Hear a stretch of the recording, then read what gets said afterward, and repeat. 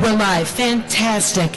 Hello, everybody. Welcome to Girls Who Print Day 2016. Once again, we are here, Girls Who Print Day, and it seems that I am the Girly Award winner for 2016, which is why I'm wearing extra equipment on my head during this panel. I will make the pledge to keep it on till this is over, and then I will put it in a nice place and try to assure that my cat does not destroy it within 10 minutes once it gets on. My name is Deborah Korn. I am the intergalactic ambassador to the Printiverse for Print Media Center. I am a print customer. I am a print lover. I'm a paper person. And pretty much I am a community builder, community advocate, and this is all about community. I am honored that Mary Beth Smith has chosen the Printiverse to bring Girls Who Print Day to celebrate every year, and we have done it for the last 5 years. Oh my God, 5 years, Mary Beth Smith. This is our 5th mentor panel. In many ways, this panel is the most far-reaching out into the Printiverse. It gets shared by students in universities. It gets viewed by other women in the industry who might be looking for some support or some knowledge or some mentors, quite frankly. There's nobody up on this panel who has not added some value to, quite frankly, each other. All of us have helped each other in some way and contributed to each other's success, which is really what this day and this panel is about. It's about building people up, helping them, supporting them. It doesn't matter what the logo on your card is. It's about, and it doesn't matter what your internal parts are either, because we do welcome all men who print into Girls Who Print when it comes to mentors as well. But in this particular case, we are not fully represented in the industry in numbers, so why not just get together and talk? So that's what this is all about. So let's start off with girl number 1, Mary Beth Smith, and why don't you briefly tell everybody a little bit about yourself and what you do as Mary Beth Smith, girl number 1, Girls Who Print. Well, hi. My name is Mary Beth Smith, and Smith is spelled just like it sounds. I am the founder of Girls Who Print, girl number 1.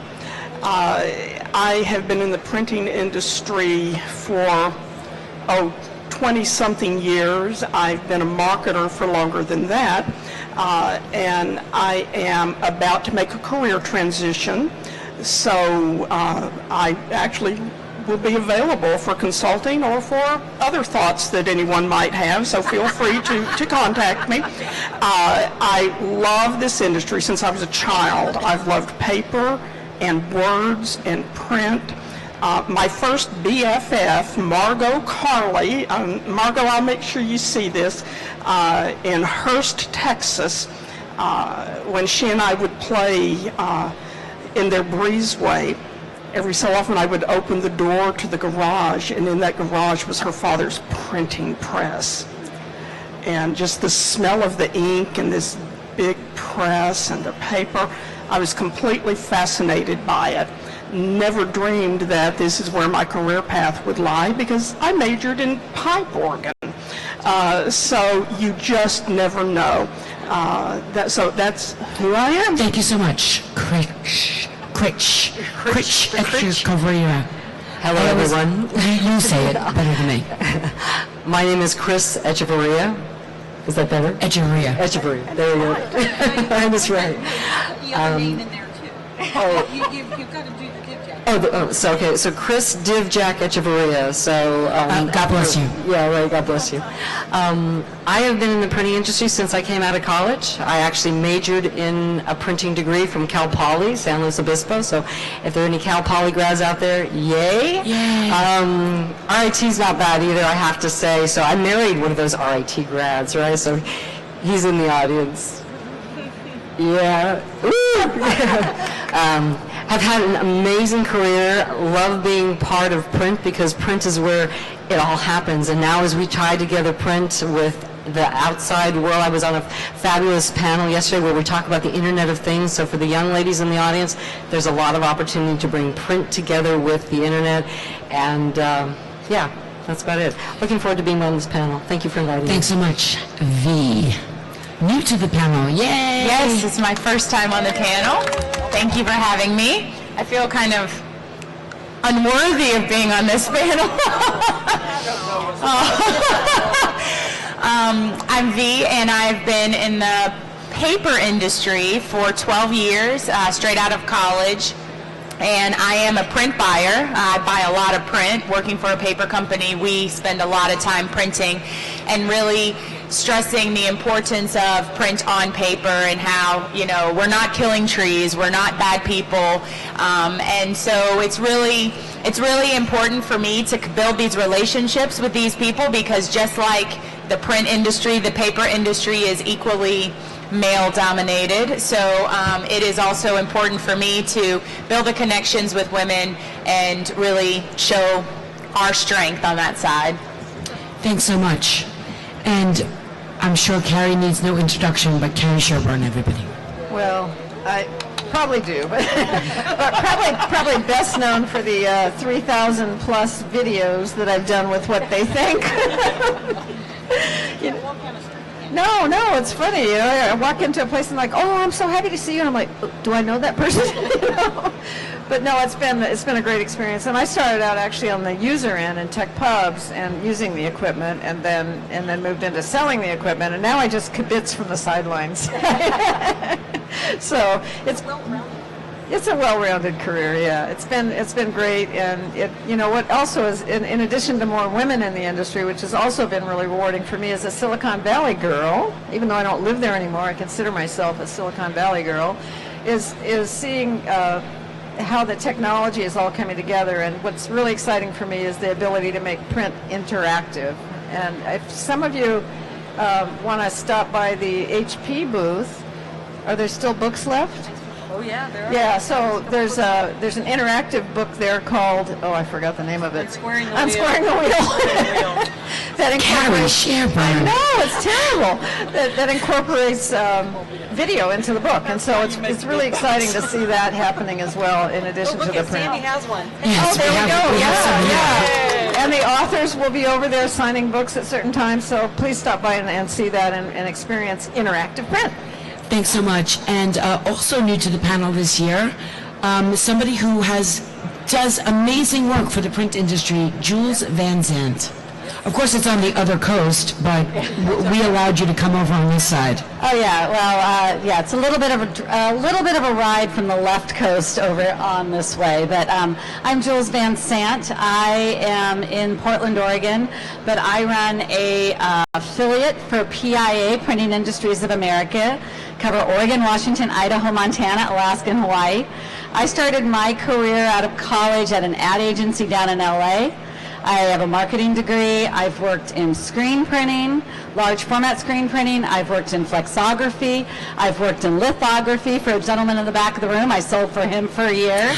I've been doing this job for 10 years as the executive director of Pacific Printing Industries Association, and I'm the queen of print rocks. So if you see that hashtag out there, that's us. And we believe that print does rock. We believe that part of the reason it rocks is because of the people coming into the industry, and that our job is to make sure that we keep print vital and alive and sexy enough that we're attracting creative great minds. So that's one of the passions that we put out in taking care of our companies that we serve, our industry as a whole in advocacy, and the people coming in.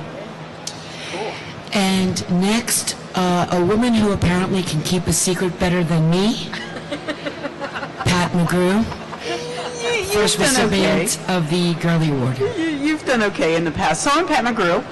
I am a recent returnee to InfoTrends, which is sort of the culmination of the last 35 years of being in the business. So the very first job I ever held was in a print shop that had been in business from the 1800s.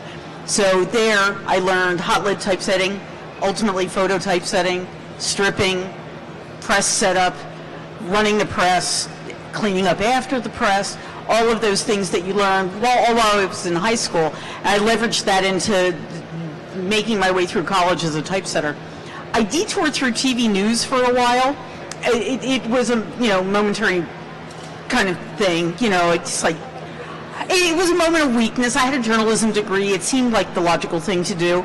But then I wiggled my way through magazine writing and then technical writing back into the printing industry on the digital side, and worked with variable data printing software for the insurance industry. I ultimately built a company that did high-speed printer data stream transforms that I ran for 10 years. And then I went to InfoTrends for 5 years, kind of to have some fun after running a company for 10 years. And then I got lured back to the supplier side. And so I spent 13 years on the supplier side, both on the sort of weird area that Pitney Bowes covers when it comes to running print campuses, which was a lot of fun, and then in inkjet with Kodak and then with HP. So I've come back now to InfoTrends, so now I get to just sort of share everything I've learned, which is my job. Thanks so much. So the first question. Last February, V and I actually took a trip to Clemson University where we spoke to the students about print and paper and also really marketing themselves when they come out of the industry. And one of the first questions I asked them was why they chose that major. And to my surprise, many of the students in the room were actually engineering majors who found it too complicated and decided that print somehow was the logical next choice in their option world for graduation, which seems weird to me. But from your position, from your experience, what is the argument you would make to people thinking about majors, why they should choose graphic communications? Let's start with, you're saying they shouldn't, Chris? Let's start with you then. No, I'm I'm just trying to process the whole thing. Okay, then we'll come back to you. Let's start with Pat. There are very few careers that you can choose that will give you as much opportunity for growth in the way that the print industry does, because you can come at it as an engineering major. You can come at it from the hardware perspective. You can come at it as a software engineer. Walk this floor, it is wall-to-wall software, right? There's nobody who doesn't have a web-to-print story, a color management story, a workflow automation story, a marketing automation story, print MIS story, and they need people who are going to be passionate about the industry to help them tell that story. If you come into the industry in one place, you're not locked in.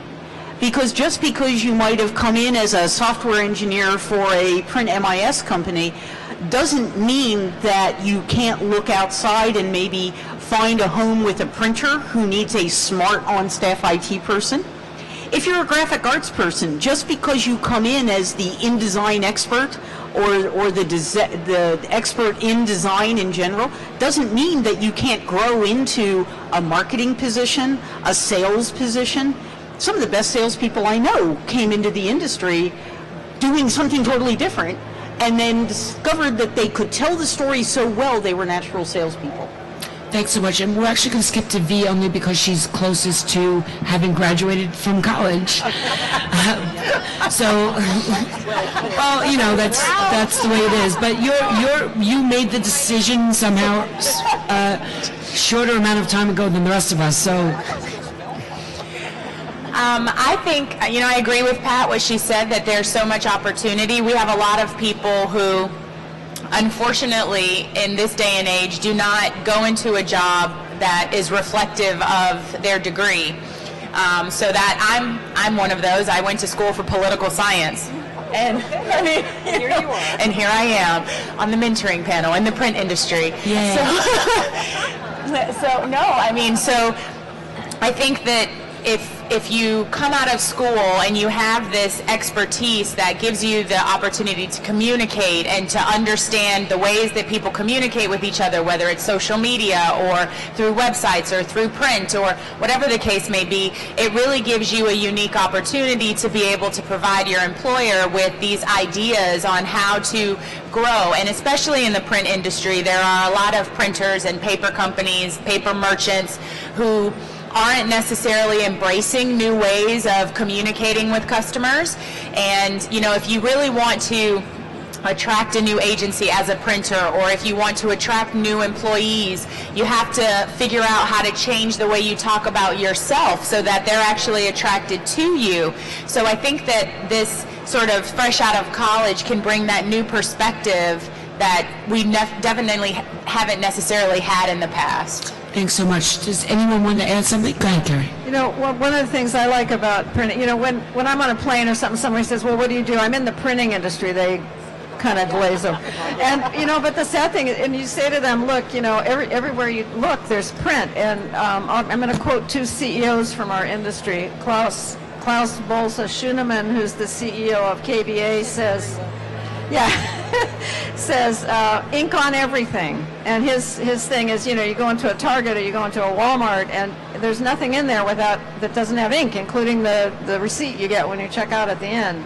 And the other one is Guy Gecht, one of my favorite people, who talks about the imaging of things. So my next article is going to be ink on everything and the imaging of things. But it touches every industry, and you get an opportunity to learn about every industry. I mean, I know about automotive, I know about medical, I know about, you know, so I think it's an exciting, and again, going back to the whole interactivity of print now with, you know, bringing digital into it, it's not a static thing anymore. So. Does anybody want to add anything to that? Go ahead, Mary Beth Smith. It's really interesting because I've been thinking about this a lot for the last few weeks. I had someone post a question in the Girls Who Print LinkedIn group last week, and this was from an HR professional in the industry. She is seeing kids graduate from college with a 4-year degree and not be able to get jobs, and they're landing in the print industry in entry-level positions. So I posed the question back to her, are we not reaching out to high school guidance counselors to point them toward the industry? And she told me that the counselors don't think this is a winning proposition for students. They just sort of shrug their shoulders. Well, shame on us. We need to position ourselves, because even Michael Macon today reminded us that in a country where our manufacturing companies have shrunk by 5%, the print industry has grown by 1.5%. We've expanded.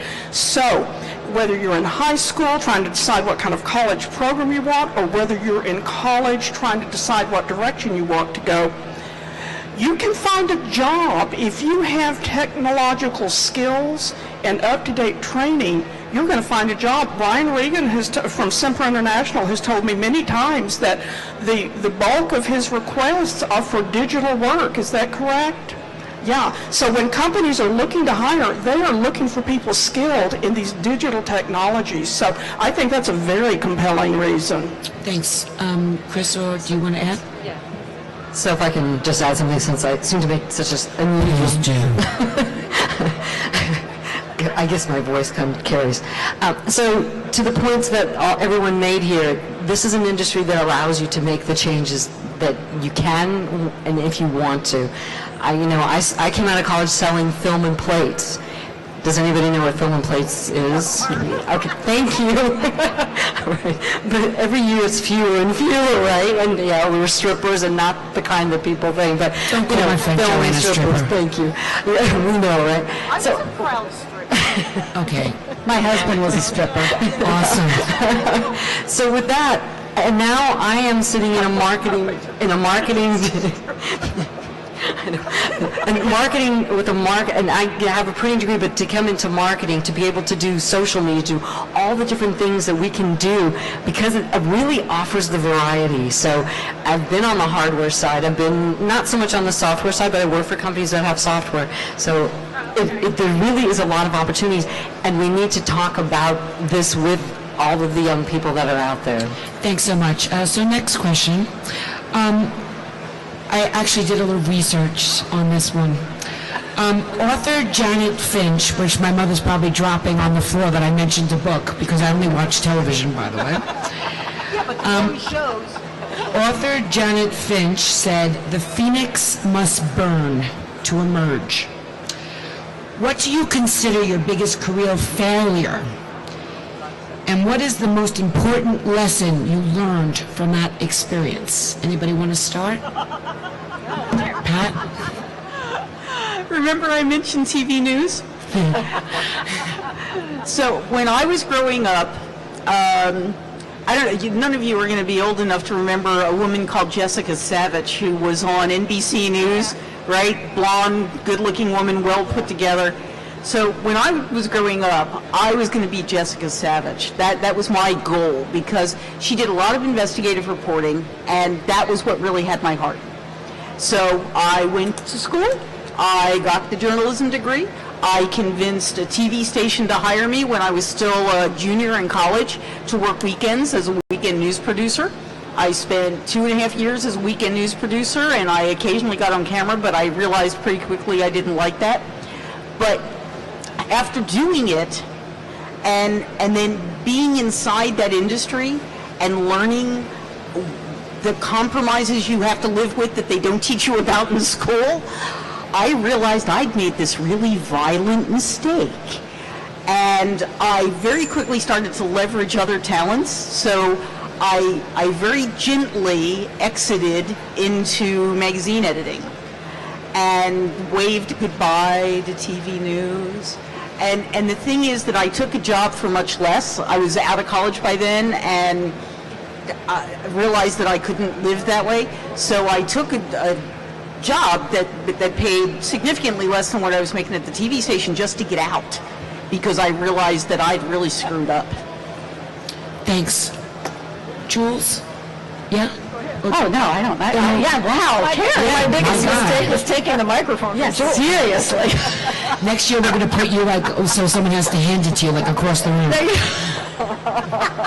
going to have me in the other booth next year, right? Yeah. We'll say, Carrie, do you have anything to say? Yeah, Carrie. Hello.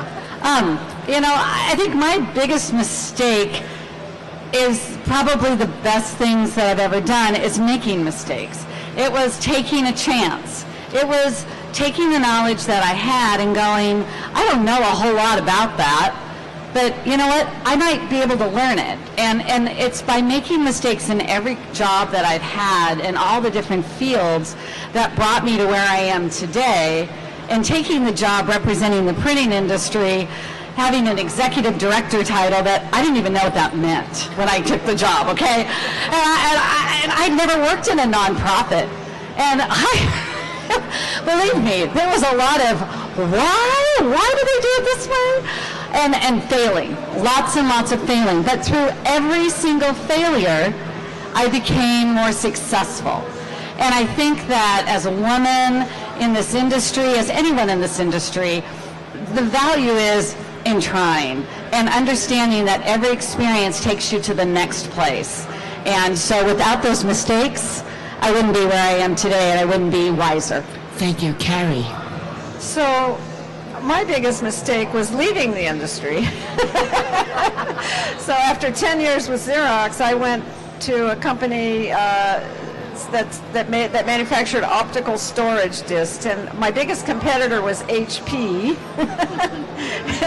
And that's a big competitor. And my biggest problem was I covered the 22 states west of the Mississippi, and I could never remember what they were. I had to look them up.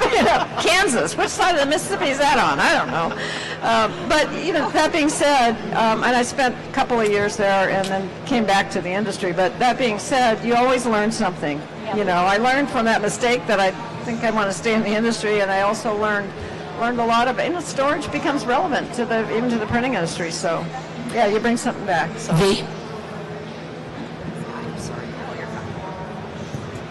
So I'll piggyback on what Jules said. I think that there are a lot of times in my career that I have sort of leapt out on faith and sort of taken a risk and it could be to launch something new or to roll out a new product or to convince my boss to do something that he doesn't necessarily think should be done, who he has zero social media. I had to help him create his LinkedIn. So these are the things that, he's And just... I'm sure that they appreciate that you've said that to the world right now. So, hey, out there. Yeah. Hey. Welcome to LinkedIn. So, you're supposed to be real on the mentoring panel, right? Yes. That's why we love you. But I think that some of the things that I learned along the way is that you have to choose the words that you select when pitching something to the different audiences. So what I can say to Ashley, who's on my creative team, is very different than what I can say to my boss, who doesn't think the way Ashley thinks. So it helped me learn in all those various situations that you can't just have a one-style approach to kind of pitch things all over the place. You have to really tailor your approach, and I think that goes into all of our lives, whether it's sales or marketing or communicating with customers, but really understanding who your audience is and taking those risks and sort of communicating them in an effective way so that they aren't perceived as risks, but then you can, of course, learn from them, to Jules' point. Thanks so much. Chris? So one of my biggest failures along the way of the 20 plus years is that sometimes I've not paid close attention to some of the signals and signs that I should probably be going and doing something else. Still within the industry, like I said, I love this industry and there's a lot of opportunities in all the things we can do. But I have sometimes been kind of ignorant because you're plowing, trying to get the job done, trying to do the best that you can, and you've just not paid attention to the things you need to see. So that's one thing that in my next phase here, I'm trying to pay closer attention. Yep.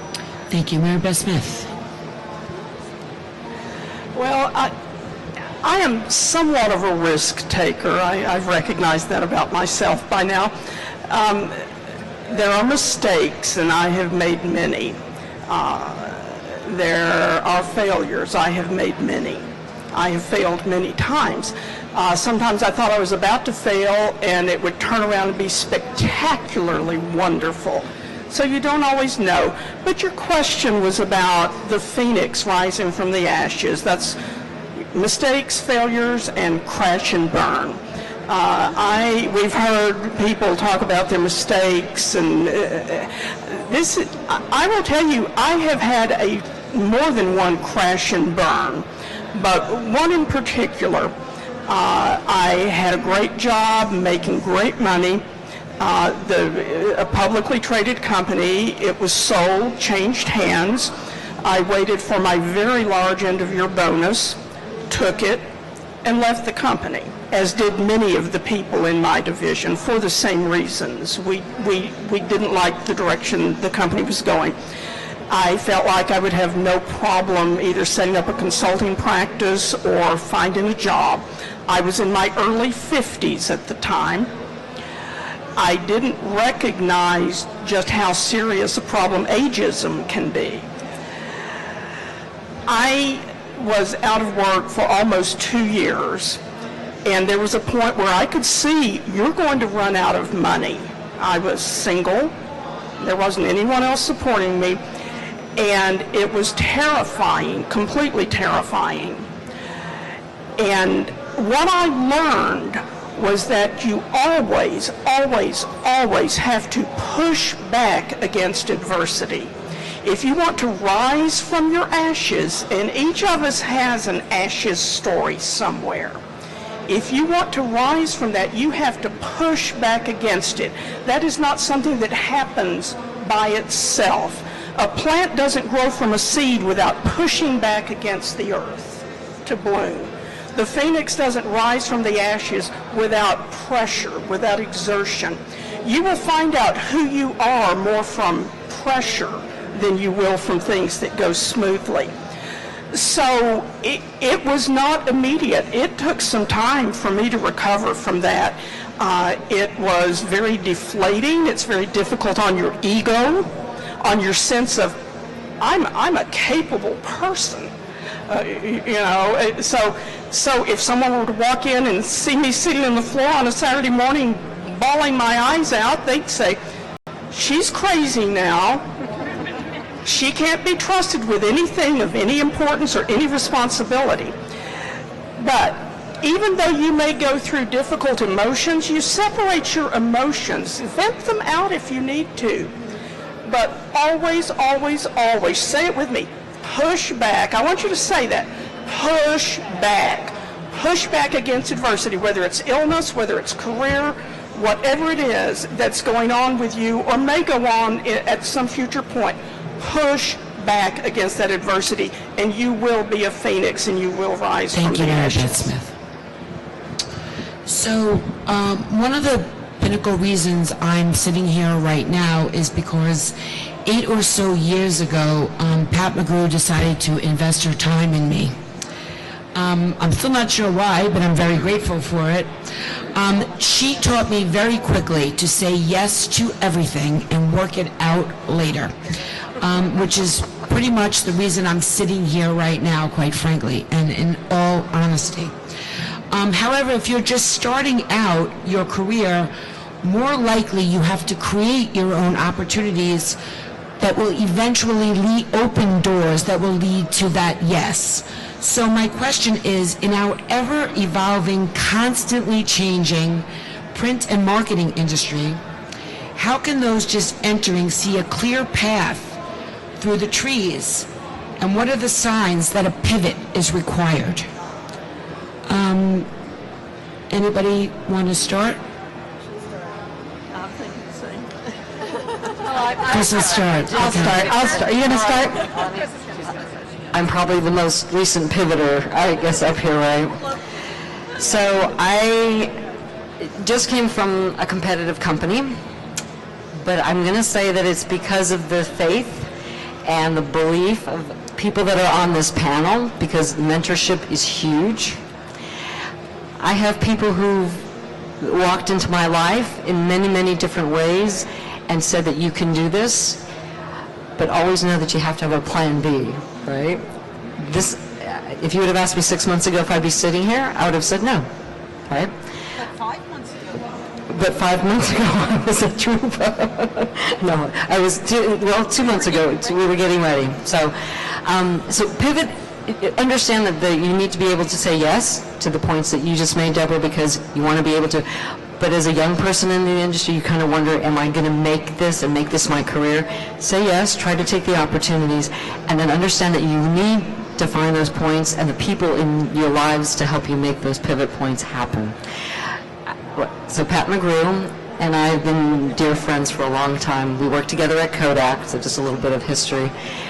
And we had a chance to get to know each other, but she also became my mentor. She was that person in my life that said, you can do things that maybe you didn't know that you could do.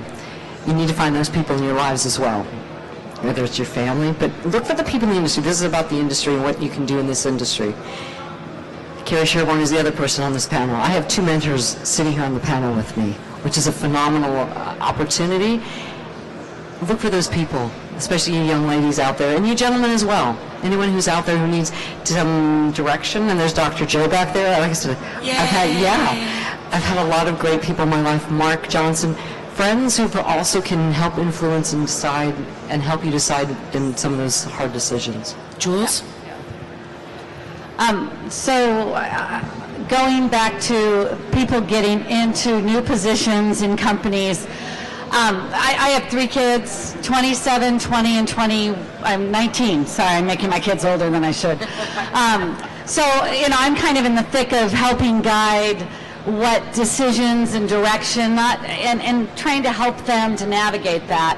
And I always believe that you put yourself in a position that feels right. It doesn't always feel easy. It may not seem like you're hitting the ground running as much as you want to, but it's really important that you put yourself in a place where you find those mentors, where you're working with people next to you that you feel comfortable asking the questions. The generation that we have now is very creative, very multitasking, very opportunistic in the workplace, and very independent. And so it's really important that you find those environments that fit your personality and that. I've seen young people go into printing companies, and they weren't ready for that. They weren't ready to mentor those kids, into their careers and to the way the company needs to go. As we've seen the landscape change, our employee bases need to change, and there's such great opportunity in those coming up through education right now. And employers need to tap into that better and create an environment, and as an employee, you need to make sure you put yourself there. Then the upward mobility comes. Then the new ideas, new adaption to different opportunities, social media, maybe they get more into variable data, maybe they get more into other ways to grow their business because they're bringing youth in who aren't filtered. So that is, but put yourself in a position where you feel like you can be nurtured. Thanks.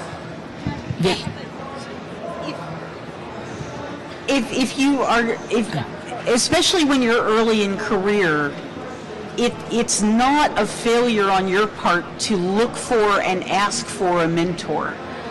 Some companies make it part of their culture to assign mentors or to invite you to ask for a mentor. And in those companies, I think they're more successful faster with new hires because they make sure those people coming in get a chance to understand not only the corporate culture, but they get to benefit from somebody who's been there and done that and made the mistakes. And it doesn't mean you won't ever make a mistake because you have a mentor. It just means that when you do, there's someone to ask. I've got a son who's sort of like right in that same range, and he just recently, the company he was at, they had a mentorship program, and I was really surprised at it because I thought that was really very forward thinking of them. If you looked, was it what they think we read about the Heidelberg apprenticeship program, that you know, some big companies do have them. Sometimes they're the best kept secret in the company, right? So if you are out there and when you're interviewing, ask if there is a mentorship program, right? Find out if there's somebody there you can go to. And if there isn't one, ask for a mentor anyway. And if your company can't provide you one, jump onto the forums. Well, find another company, yeah. I mean, sometimes it's not always, sometimes you have to say yes to the job because you need to eat. But if you need a mentor and you can't find one in your environment, jump on the forums and reach out because there are an awful lot of people who will help you out. Thanks. Go ahead, Carrie. But I'm a little disappointed I'm wearing my tiara and you aren't. Well, it hurts. Okay. Yes, I got saying you Jules' have a big permission. head? Is that what you're saying? I got Jules' permission. So. Okay, that's fair. And I would say I've been in several situations where it was a very negative environment. And, you know, I talk to a lot, especially younger people, they're like, oh my God, I can't believe this happened to me. My boss said this or my boss did that. And I'm like, you know, get out. I mean, I think, you know, it's not, if you're not in a healthy environment, it's not good for anybody. And you need to really look for an exit strategy. And I would say that when you're interviewing for a job, they're interviewing you, but you are interviewing them as well. And you always want to, you know, try to understand what the culture is like in the company and if it's a good match for you. I mean, Brian would agree with this, but a good interviewer is going to look for that cultural match, but not all of them are good interviewers, you know, especially, it seems like, especially in our industry. So it's up to you to really understand what's the culture like in this company. Is it going to be a good match for you? And if it's not, or if you get in there and you find out it's not and it's negative, you don't need that in your life. Find an exit strategy. Thanks. V?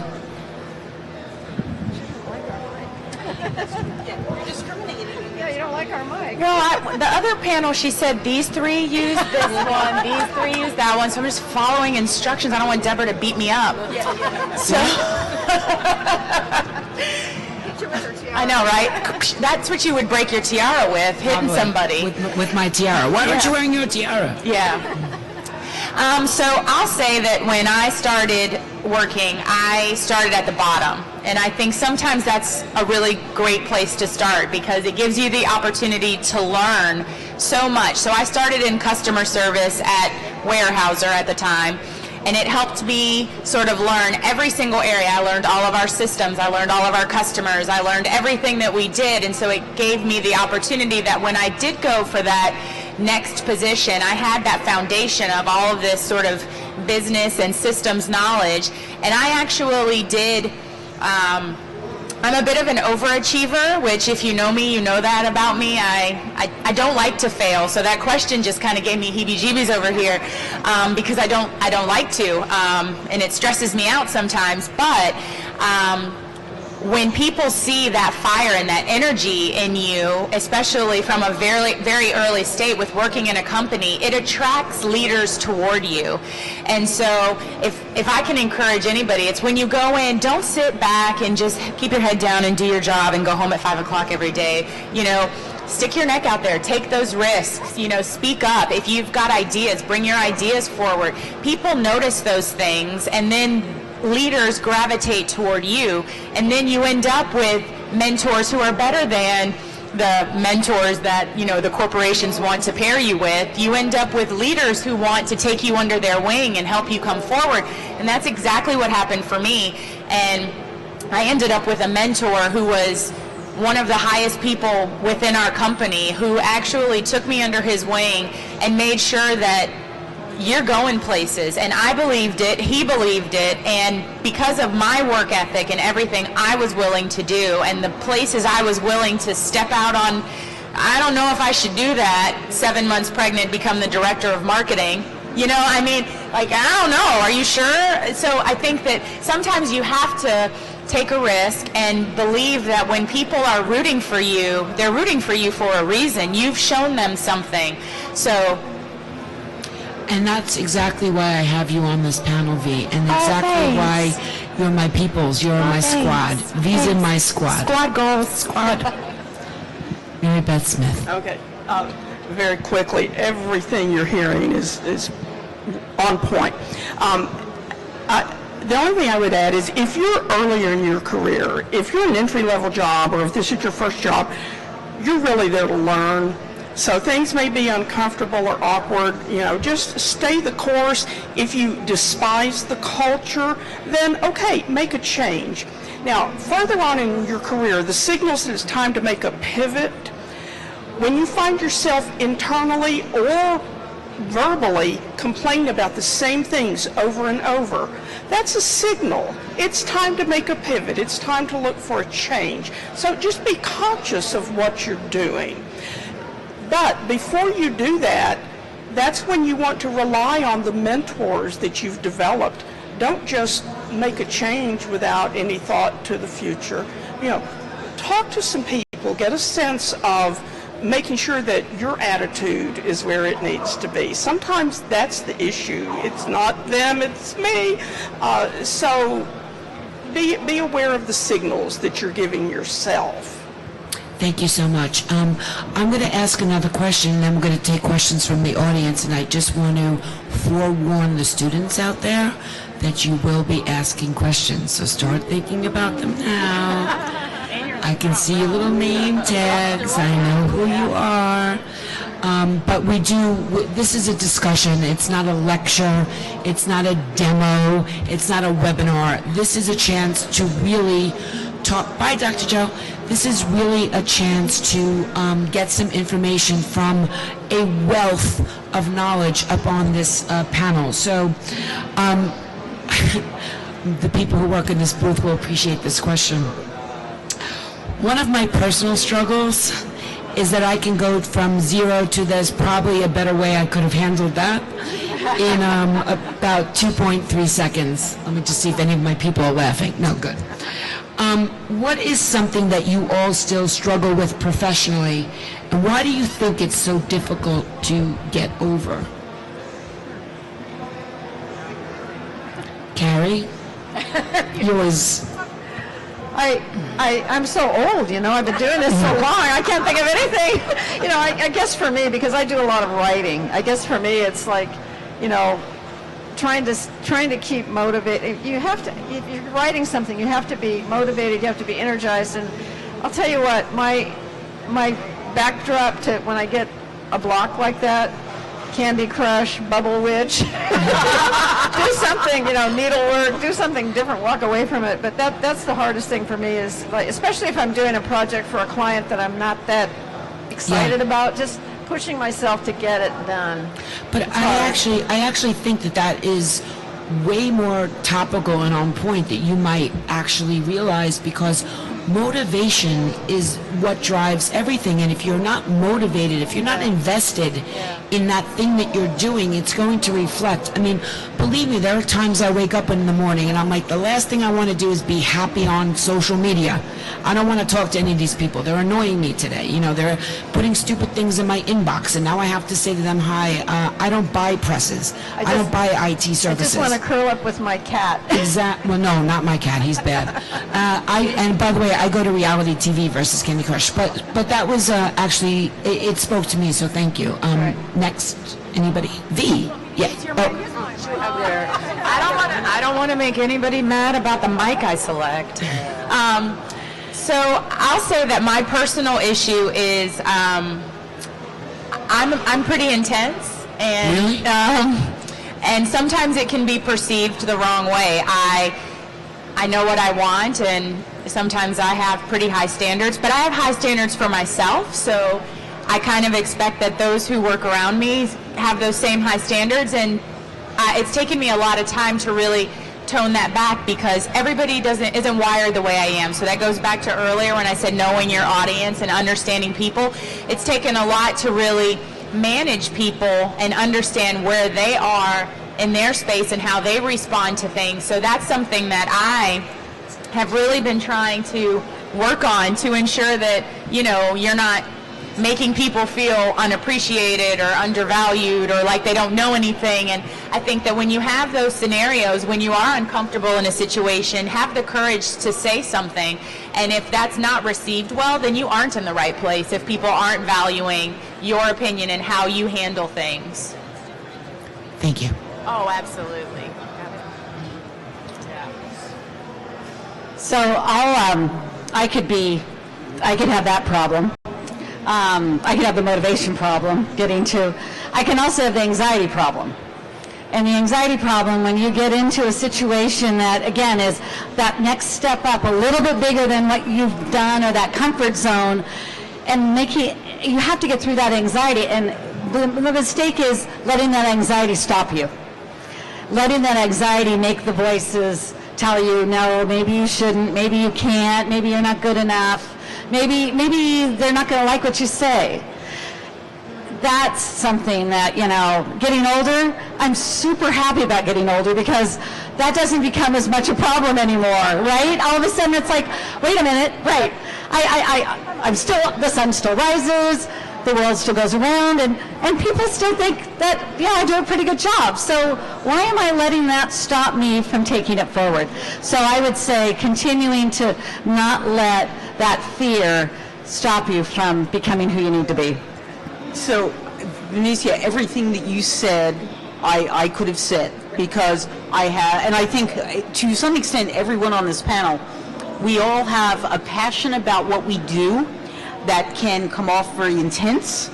It can be intimidating to people who don't understand where it comes from, and it's different at different points in your career. You know, when I was much, 30 years ago, I was as intense, and maybe not always appropriately so. And so you either loved me or hated me is sort of where my reputation was in the business. And then I spent 10 years in my 30s and 40s running a software company where I had, 60 employees.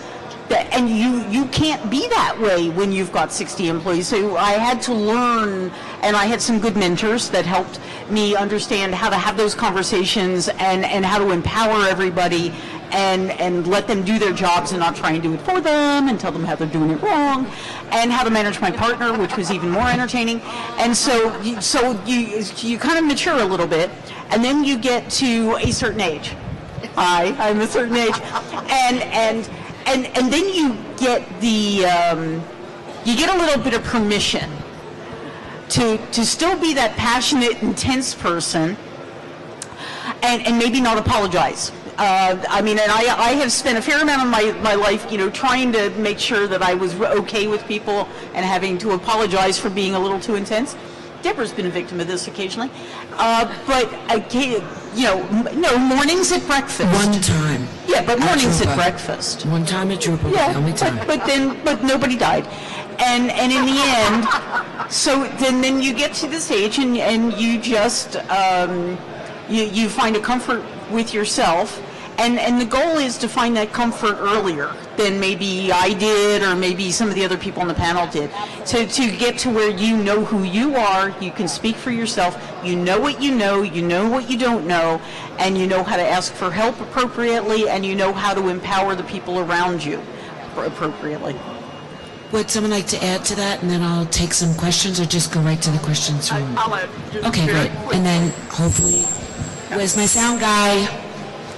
Texting. I'm going to take your phone away. Okay, very quickly. And I share what Pat says. I think all of us are passionate people. And in day-to-day operations, working with people, collaborating, I play well with others. But if I am managing a project with a deadline, I warn people, you will see sides of me you didn't know existed. Don't take it personally. This is about getting a great outcome and for you to be proud of what you've done when you've finished. Now, having said that, that does temper somewhat as you move into the fullness of life here. But I would say that the thing that I still probably struggle somewhat with, even now after all these years, I think like many women, I don't intentionally want to offend anyone. So sometimes that stops me from being as straightforward as I feel. So I struggle with that. I will say it. Maybe I just want you to love me. Maybe I just simply don't want to cause you pain. But it's important sometimes to stand up and say what you need to say and let the chips fall. I actually think I have the opposite problem. I have to learn not to say what I think all the time. So we're going to start with a question from Joanne Gore from Avanti, and then you're going to be next, so you better think of one right now.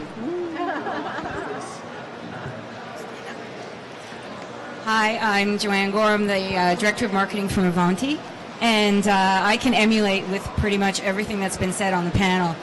The question I have is that's been coming up by all of you is the intensity and the level of intensity. And Mary Beth, you said sometimes you have to tell people you're going to see sides of me. The question I have for you is if you were male, how different? Would you have to warn people that I'm going to be intense? Would you have the permission to be as intense as you want? And what do we need to do to change it so that we don't have to keep asking the question, why do, as women, do we still have to apologize for being a type A? Thank you. All right, I'm on it. Okay, because I'm the oldest person on this panel. Yeah, but I'm nipping at your heels. Yeah, nipping at my heels. You know, it's funny because I grew up in Silicon Valley, like I said, and early on I worked at Lockheed, and it was like a whole bunch of white Navy guys over 50. You know, a lot of sexism. This is back in the late 60s, early 70s. I'm old. And somehow I just sort of powered through it and ignored it all. You know, I mean, I'm like, you know what, and you know, you can't be apologetic. You can't. I mean, you have to just go for it and be yourself and speak up and not feel like not let them make you feel like you're not as good as they are. I mean, that's just, you know. So I'm most of the time the only woman in the room. Okay, I mean, it's about as simple as that. If you're going to be a lady in this industry, just kind of accept that fact. Now, having said that, you use that your feminine charm to the best advantage, right? So we can still be ladies, but we can still be, and my latest thing has been the big B. Okay, and I don't do it in a nasty way. What I kind of fall into the category, I didn't answer the last question because I've been accused of being too nice. So you can be too nice sometimes too, and I can be that way. But I've learned as I've aged, as we've come along, that you season, thank you, you learn how to draw that line and decide when it's time to be the appropriate big B, or whatever your favorite term is. Because sometimes you just have to, and especially if you're sitting in a room with all men and they think, you know, it happened just the other day that I was the only woman there, and they said, well, yeah, we'd love a cup of coffee. I'm like, oh, who's making coffee? So, I mean, it still happens. That sexism, that traditional roles, if you will. And because we still deal with an aged, seasoned group of males as well as, and don't be the one taking notes. Don't do all of the things that were expected of women to be done in the years past, especially you young ladies, like I said. You can survive and still be a fine person. I was noticing how many of us have painted nails. I don't have painted nails, but Pat, you've always, some do and some don't. Yeah, so half of the panel has painted nails and some don't. You don't have to be, like I said, overly feminine, but use your feminine charm when it makes sense. Thanks. Question? Hi, I'm Holly Budd, and it's not really a question I have, but a statement and a thank you. When I took over the family printing business about 10 years ago now, I went online to look for information and mentors, and I found Mary Beth Smith, and I found the Printerverse with Deborah, and you guys are really wonderful. And back to today, on Sunday night, I got my very first Benny at the. And I want to get back to the point that there were only 2 women to walk across that stage and pick up an award for Benny, and I was one of them. And so I feel like I need to stand up and have people see me, and so do you guys, or so do you women. Yes. Yes. Not just, that wasn't what I meant. But what I meant was women have to be, you have to be a little bit narcissistic and get up there, and so people can see that women are doing this, women are owning businesses, women are in print, and they're doing wonderful things. Okay. Yeah. Thank you, Holly. Thank you. So I would like to recommend a book to people here. I know you don't read, but No, it's okay. I'll listen to it. Yes, read it to Sheryl me. Sandberg's Lean In. Sheryl Sandberg's Lean In. Sheryl was at Google and is now at Facebook and is a big success in business, and it's a really, really good book for you to read. Thanks. You have a question, student? I'm going to come over there. I hope you have one. Hi, I'm Kelsey Richter. I'm representing the UH Digital Media program here. My question is, if kind of bringing it all together, if you could give all of the students in the audience, male, female, one piece of advice, one bumper sticker, bit of wisdom to take home with them, what would it be? Excellent question, Kelsey. Bumper sticker, as in you're going to print that and put it on your bumper, right? Yeah. We will want it tweeted. Okay, I'm going to go first. I'm going to tell you, be patient. I'm going to tell you, don't underestimate yourself. I'm going to tell you to be brave and don't question yourself. It fits. Long bumper sticker. It's a double line bumper sticker. It's got 2 rows. I'm going to say know who you are and don't be afraid to sell that. Really sell yourself, because I think that's one thing that, this is longer than a bumper sticker. This is like the next level. It's the bullet points under the bumper sticker. It's the justification. But really, you need to have that elevator pitch. Deborah and I talk about this a lot, but really sell yourself, know who you are, and don't be afraid to sell yourself. Talk about the good things that you do, or how you can add value to a company, or where you can make an impact, and don't be afraid to do that. Be passionate. Build your network, because they will always remind you who you really are, no matter what else is going on. So build your network. I don't know if anybody said this. Be yourself. Did somebody say that? Be yourself.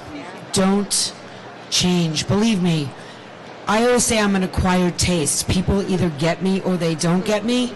But the ones who don't get me, honestly, I don't want to have anything to do with ultimately. They might have bigger checkbooks, they might have bigger opportunities for me, but what is the hell I have to go through in order to make that happen? So if you be yourself, what you'll find is that you attract the right people to you, and I mean, everybody on this panel is proof of that. So we have another question from a student. Yeah? No student? Just look like a student. Is a very young-looking person. I've been getting that a lot. Hi. Hi, my name's Carrie. I'm a production director, actually, at an ad agency. Hey, production director. Yeah, I'm not used to talking into microphones. But well, first of all, I'd like to say thank you, ladies. And not just every bit of information is exactly why I came to this today. This is my first Graph Expo as well. I've been kind of tossed into this print career of mine. I just came to the company I'm at in December, and within 3 months, I took over as director. So I'm like, what am I doing? I was working a lower level at a college actually, and trying to help kids get into print and learning about print, the graphic designers, and then I go to ad agency, and here I am. So I definitely wanted to come here today and hear all of your advice. But really, this panel I was so excited about because I've never felt like I've had a mentor before, and searching out a mentor is what I really wanted to come here and find. Like, how do you do it? Do you just walk up to somebody? I'm sorry? That works. Yeah. That's, hi, can you please be my mentor? I love everything that you've done. I've stalked you on LinkedIn, and I think you'd be great. Yeah, that's a good. Yeah, I was going to say that's how probably, if you belong to the different groups, that's probably the first place I would go, is go to LinkedIn, find any groups that you belong to, see if there's people who, like I said, women that we can do that, and that's probably the best. That would be my suggestion. Yeah, that's what I was like. I think one of my weaknesses is trying to follow procedure really well, so that it disguises. I'm a young Procedure? lady. Yeah. Like I said, you could come up to any one of us, anyone in the audience, come up to us now after this panel and say, I'd like to be mentored, and we'd be happy to do that. Mentorship is pretty loose. Yeah, I'm 29 actually, and I've never had that opportunity, which is weird. So I'm really glad I came to the panel, ladies. Thank you for everything you've given us. Thank you. And now that you know me, I can help you get introduced to about 94,000 people on LinkedIn if you're interested. Yes. Thank you all so much again, Mary Beth Smith, Girls Who Print Day, Mentor Panel. Really appreciate your time, your advice. As you can see, it matters. It makes a difference getting together and sharing ideas. There are people from competitive companies on this panel here, but that's not what this is about. This is hey, I like you. This is all about sharing and helping elevate the industry, not just the women in it. So thank you very much. Our next panel starts shortly. If there's any coffee, tea, iced tea left, help yourself. And again, thank you so much. Thank you. Always a pleasure, darling. Thank you. It was so nice to meet you. May I have a card of yours? I got my bags over at the table. Let me go grab one.